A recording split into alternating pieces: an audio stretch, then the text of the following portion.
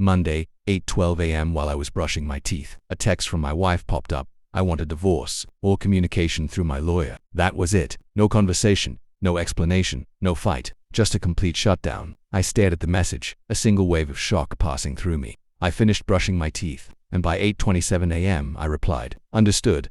Then I set my phone down, opened my financial dashboards, and started logging into everything. By 10 a.m., I had frozen the joint credit cards, cancelled her personal card, and transferred 50% of our joint checking to a separate legal account. The family savings were locked under dual authorization. For 3 years, she had been a stay-at-home spouse. My income covered everything: the mortgage, cars, subscriptions, and all her spending. She didn't manage any of it, but she had managed me for a long time with emotional coldness, silent treatments, and public displays of pity to our friends.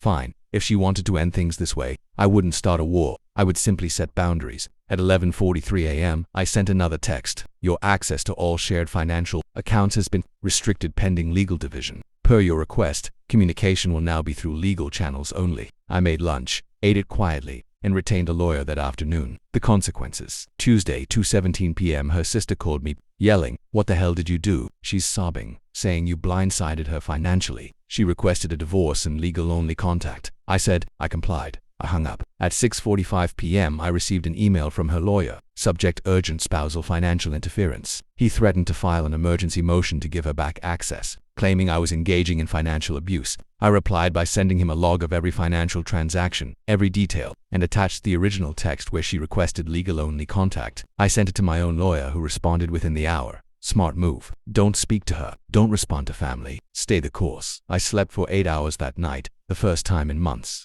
On Wednesday, her lawyer called mine again, this time asking for a temporary support order. They claimed she had no access to groceries and was financially trapped. My lawyer provided them with logs of the grocery deliveries I had been sending before she went silent, and even one I scheduled after her text. She had food, water, shelter, a car, gas, and Wi-Fi, everything but free spending money. On Thursday, a mutual friend messaged me, saying I was being cruel and punishing her. I replied with one sentence. She asked to speak through lawyers. I'm respecting her boundaries. There was silence after that. The resolution. Friday, 10:47 a.m. My lawyer forwarded me a voicemail from hers. His tone was completely different, now urgent and rushed. Please have your client contact me directly, he said. We need to revisit temporary support and discuss a cooperative negotiation. I'd prefer to avoid escalation.